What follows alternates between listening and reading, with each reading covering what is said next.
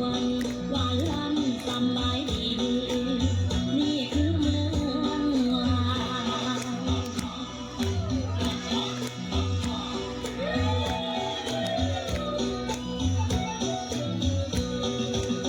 โอ้หลวงพระบางนั้นยังมีมนต์ดนใจ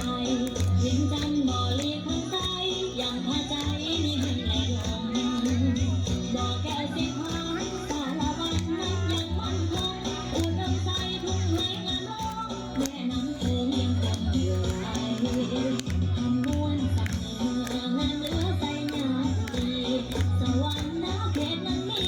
ของดีๆพาให้ชื่นใจแรงอัดตะปือหัวมันเสกหัวมันไปทำมาสักมาแก่แดนใต้ทำงานร้องเป็นตาแดนของสาลีหลวงน้ำท่าปาเหนือลำต่องานแห่งปานตั้งปลาล้อผู้สาวน้อยเดินทางเป็นเติมโอ้ดินแดนลาวจันแม่งเป็นตาหน้าเบิ่งปานเวียงวันเทิงเมืองมองไปได้สุขสันต์สวรรค์เมือง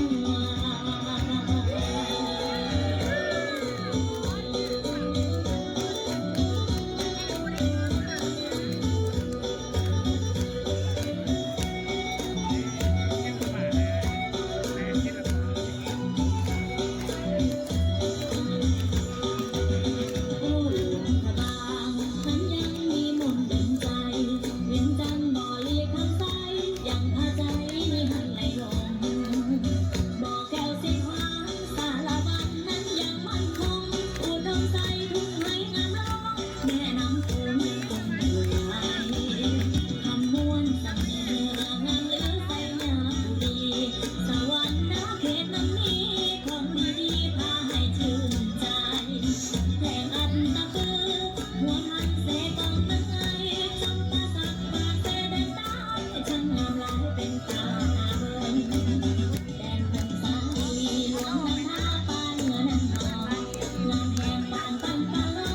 ผู้สาวน้อยต้องยาวต้องเสิร์ฟ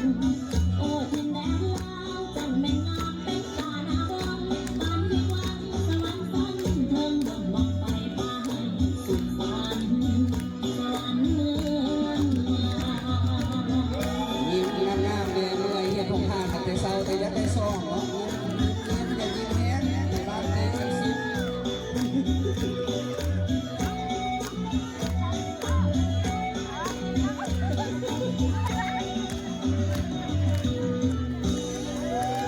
โอ้ย